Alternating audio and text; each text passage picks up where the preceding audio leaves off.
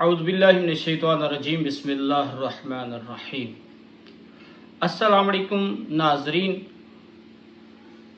اسیری کی کیفیت۔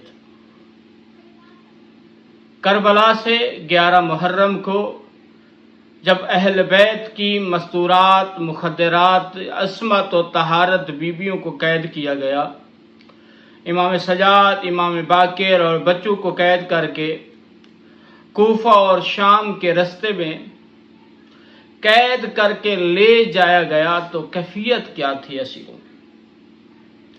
سعادت الدارین میں صاحب سعادت الدارین نے یہاں اسیری کے چند جملے لکھے ہیں مصائب کے۔ کہا ہے کہ امام سجاد کے گلے میں لوہے کا توق تھا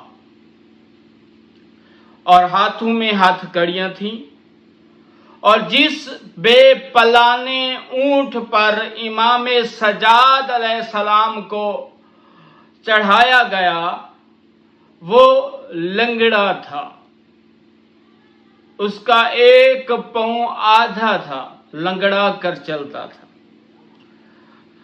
اونٹ کے اگر چاروں پاؤں درست بھی ہوں تو اونٹ پر پلانوں پر بھی سفر مشکل ہوتا ہے۔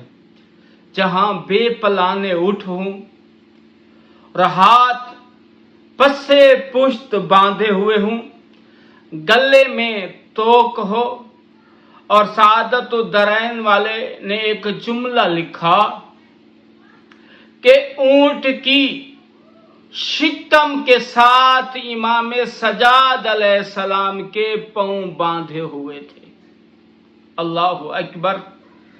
امام جعفر صادق علیہ السلام سے روایت ہے اور امام سجاد علیہ السلام بیان فرماتے ہیں،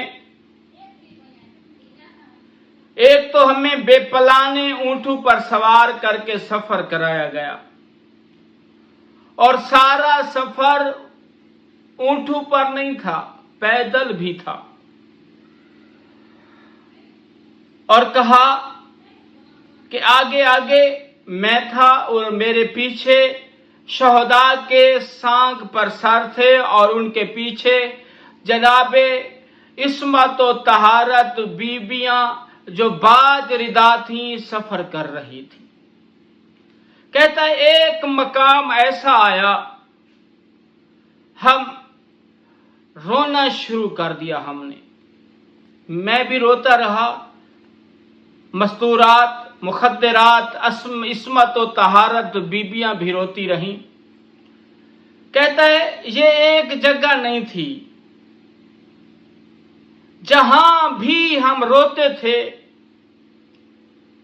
ظالم سپاہی ہمارے آنسو دیکھ کر نیزے کی انہیوں سے ہمارے سر پر زور زور سے وار کیا کرتے تھے، نیزے کی انیاں ہمارے سر پر مارتے تھے۔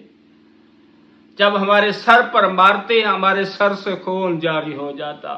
صرف امام سجاد فرماتے ہیں ہمارے سر پہ نہیں، میرے سر سے نہیں، بیویوں کے سر سے بھی خون جاری ہو جاتا۔ اتنے ظلم سے نیزے کی انیاں مارتے تھے۔